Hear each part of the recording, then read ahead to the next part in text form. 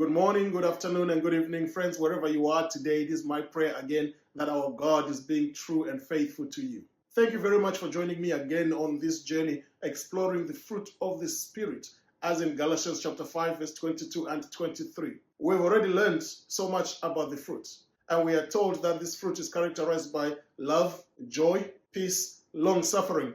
And today we are on the fifth element of that 9-part fruit, and that is kindness, or gentleness, according to some other versions.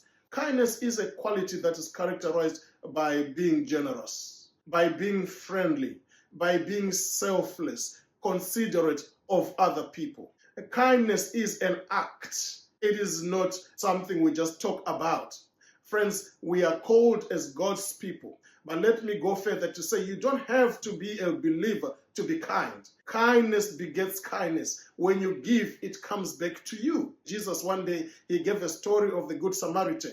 And he pointed that sometimes there are Christians that are so heavenly bound that they don't care about the world around them. Heavenly good, but earthly bad.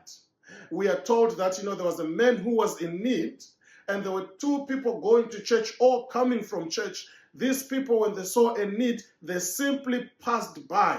Now, friends, before we judge them, we are those people.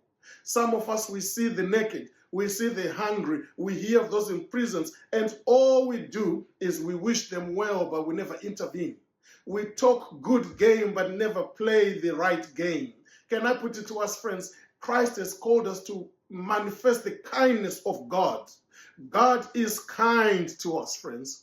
And he says, of my children, they must manifest, develop the fruit that is made up of kindness as well. Kindness comes from the realization that humankind matters.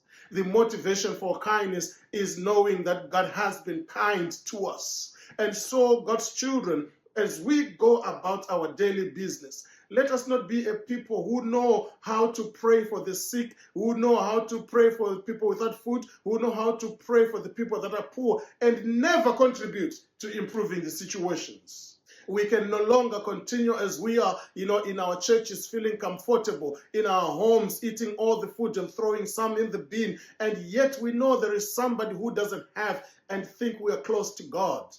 Jesus in Matthew 25 said, well, you saw me hungry, you saw me naked, you saw me I was in prison, you didn't feed me, you didn't clothe me, you didn't visit me.